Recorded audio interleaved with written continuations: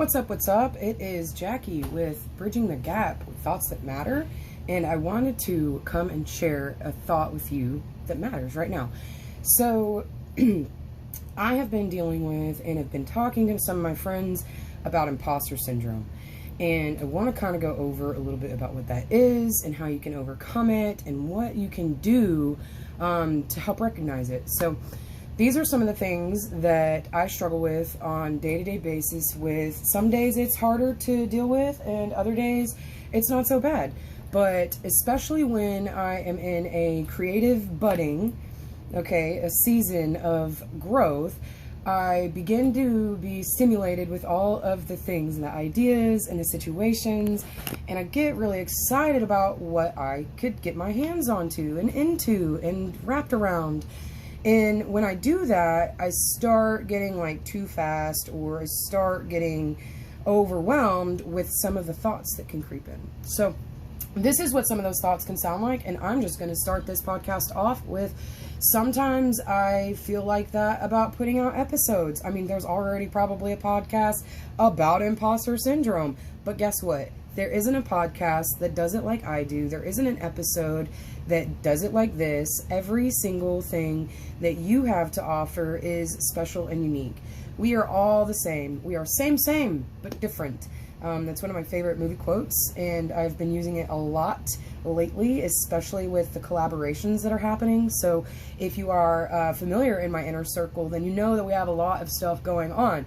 And one of the things that's happening is a collaboration, an artist collaboration. So we all do amazing things. We all have amazing talents, gifts, abilities, insights, and the idea was to all come together in a community and put those things in one central location so that you could come to our booth and there's something for everybody.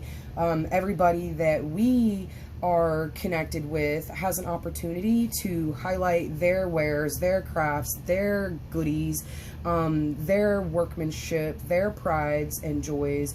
And it's really special to see the people in the community coming together with that idea in mind. And it's awesomely special because it's something that I had envisioned when I first came around the group as an idea and a business builder. That was really amazing to me. I was just excited to see like what we could do. I've never heard of, a collective, so to speak, like that. So while I was doing homework and figuring out how that would work and doing all these other things and building and going and growing, I had faced tons of imposter syndrome. So imposter syndrome is when you feel like you are acting, or that you are pretending, or that you are trying to be someone that you aren't, or that you're trying to be someone else. Same thing, but you know what I'm saying. So when I began my coaching, I was inspired by these amazing, strong leaders, okay? And then along the lines, through just everyday situations and growth and circumstances, sometimes you would see someone else doing something so great, and then I would be like, oh man, how am I going to follow up with what I got? How am I going to follow that with what I've got? Like, she just blew it out of the water. And then it was the same thing for the fire performance group that I was a part of. It was like, I didn't struggle so much in comparing myself to the other fire group members. It was more, I was so inspired by them. There was something that changed along the lines of when coaching became where I would start to question whether or not what I had to offer was good. I couldn't really pinpoint what would make that happen, besides spending too much time looking at other content, other creations. Looking outward tended to leave me thinking that what I had to offer wasn't good enough, because I was looking at this finished, product of someone else's hard blood, sweat, and tears and effort. And so I was missing a massive part of that formula. And so whenever I started doing introspective work, and I've been doing shadow work for a while, for several years now, probably going on 7, because I had dreads about 6 years ago. And right before I put my dreads in is right when I was really starting to ask those questions of why. I started crying for home. And if you know, home is not a place, a physical place. Home is where you feel safe and loved and cherished and warm and welcome and all those things, and purposeful in your existence, okay? Just being, okay? And I struggled with that through all the traumas and all the that I don't know how I'm gonna go about cussing on this episode, but anyways, going through all the stuff, it caused me to really turn inward and realize that I was the one steering my ship into iceberg after iceberg, and then being like, nobody told me there was an iceberg, and being the victim in all of that. But imposter syndrome can creep up out of nowhere. It can make you think that someone else is doing it better, someone else is, you know, more qualified to do the thing. It just kind of creeps up on me more, again, when I'm looking at other things, when I'm looking outside of what I have to offer. So I was aware of this happening, and so I took control where I could, and I just would tell that voice to shut up, and that, like, nobody does it like me. And that's what I do, and that's what I go creating with that in mind. Like, again, there's an episode on imposter syndrome. I'm sure you could find one, you know, really easily, and you know, there's several to choose from, hundreds if not. So, but my point is that nobody did it like me, and nobody explained it in the way that I explained it. Maybe they did, but maybe they didn't resonate the same way.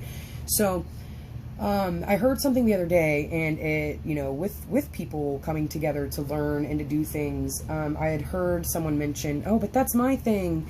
And while we were talking about building the collaborative, someone had mentioned, while we were doing a brainstorming session, they were like, okay, yeah, but I don't think we should do like the same thing as each other. And I like immediately was like, I don't agree to that, because I do everything and I don't want to be stifled. I think imposter syndrome is big enough as it is. People struggle with feeling like what they do isn't unique enough as it is, and I didn't want to have any room for competition or comparison, or for the imposter syndrome to step in and be like, well, someone already does that, so why would you do it? I mean, someone else already does it good.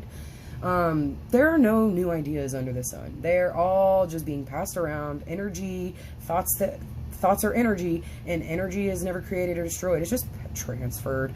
And so what you can do if you are feeling like you are copying somebody, because that's absolutely real. That's a real feeling.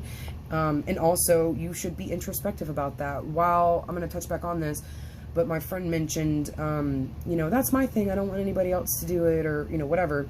And that's fine. Like, copying them. Yeah. If I were to like gather the same materials and then do the same exact thing that you just did, and then I were to try to sell it in my own market, I think that there's a little shade involved in that. But that's a personal, ethical choice, I think.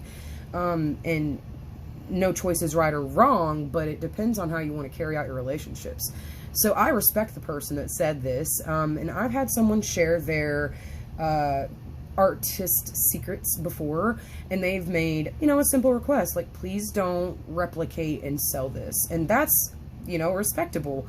But if I am inspired by something, if I see that you did something and I was like, oh yeah, that is super righteous, like, I'm going to do that in my own way.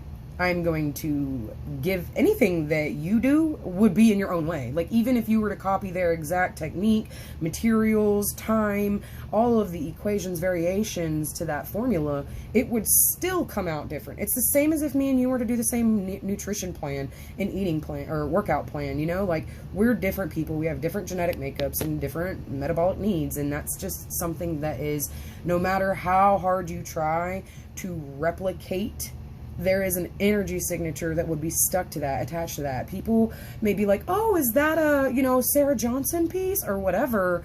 And you could be like, yeah, no, I did that, but it was totally Sarah Johnson inspired, or however you want to do it. If you want to go around and claim other people's creations, and by other people's, I mean other ideas, as your own, like, fine, do that. But typically that leaves you to not feeling fulfilled. And so you just really got to sit at, what are you cool with doing? So there's a lot of ethical and moral pieces to this.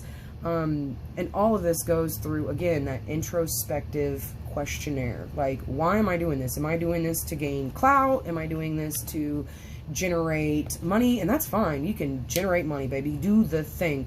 But are you stepping on other people's toes intentionally? And I think those are the kind of questions that you can ask yourself to gauge the, how do I say, to gauge the authenticity, okay, in that. Like, I could do the same thing you did and I'm still being my most authentic self, because my true self wants to explore that option.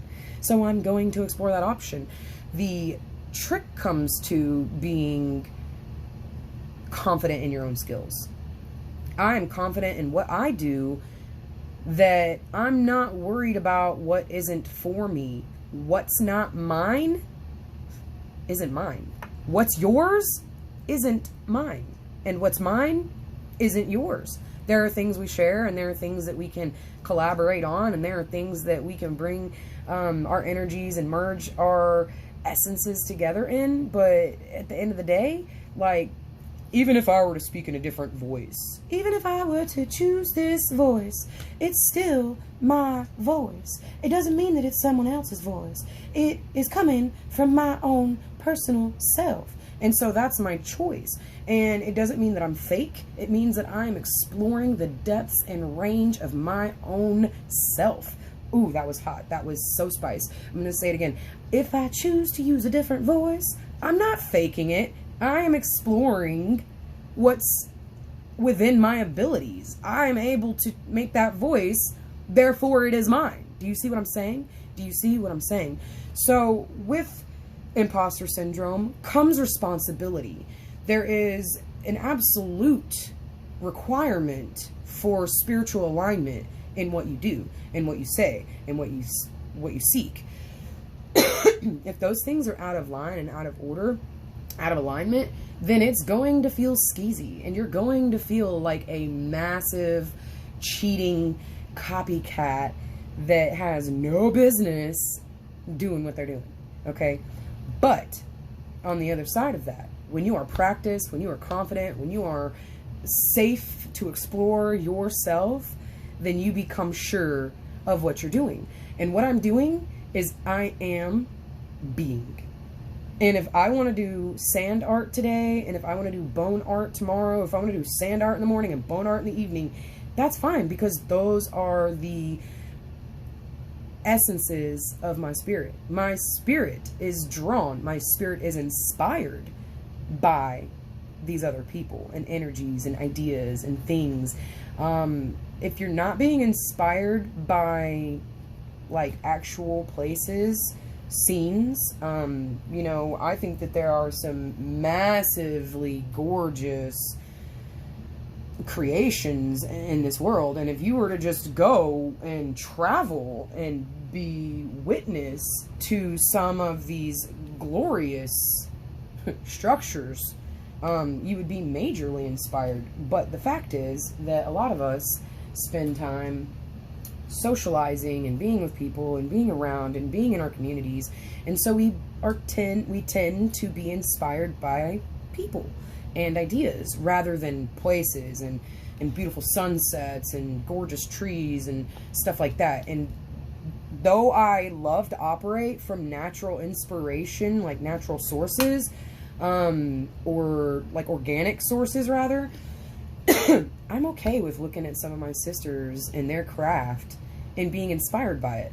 Now, if I want to do something that is like your specialty and you have a shop for it, I'm gonna, you know, invite myself or ask if I can come hang out or, you know, whatever. Hey, can I come do that? I would love to do that. And then when I show up, I'm going to play in your studio. And then when I leave, I'm going to say, like, I'm so grateful that so-and-so's shop let Ashley Aura Art come and collaborate. Because I understand that you've got the space, you've got the setup, you've got the knowledge. Maybe I'm coming to ask you, how do I do that thing? And I'm not just like expecting you to teach me your trade and then I'm gonna leave and then sell that thing that I made at your place and be like, yeah, come get this. I just made this. I did it myself. Now that's dirty. And I don't condone that kind of thing within myself. I can't tell you what I condone within other people, but I can tell you what I resonate with, and it's not that. So, but I am all about like sharing space and encouraging each other and lifting each other up and sharing the successes and the confidences and the hard work and effort that goes into building those things. So I think imposter syndrome is quite complex, and it really comes down to, are you putting in the work to be doing the thing? Like, sometimes I feel like a big fraud, like a fake, like I feel like this big fat person that, you know, and I mean physically fat, like, and I say that, and I mean that in a place of where, in my trauma mindset of my self-love journey, like that's a everlasting journey that I'm walking. Like, I'm not just, you know, this goes to my imposter syndrome, I'm not just healed. What if they find out I'm not healed? What if they find out that I'm not like an athlete, or that I'm not like a professional, you know, certified, you know, whatever. Like, I don't need that. I know what I've got. And if you want to work with me on it, then you'll work with me and you'll resonate with me. And if you don't, then there are more qualified people that'll help you. And that's not my loss. If I lost a customer or a client or a person that was a potential, you know, partner or teammate or anybody, if I lost them, they weren't for me. And if I lost them because I wasn't qualified enough, then I just wasn't at that level, and that's fine. If I feel like I should know more, then I should stop shooting on myself and go learn more. Make yourself qualified. Learn the things that you think are, you know, inhibiting you from just spreading your wings and flying. A lot of times those are all just self-limiting beliefs anyways. Like, who even said you couldn't do that thing? Girl, nobody. You did. And so a lot of times we get in our own minds about it. And so it's super helpful to reach out when you're feeling like imposter syndrome is stepping in, because then you can have someone in an elevation chamber. Remember, we talked about this. I don't know if we've talked about this on the podcast, but we've talked about it on my page.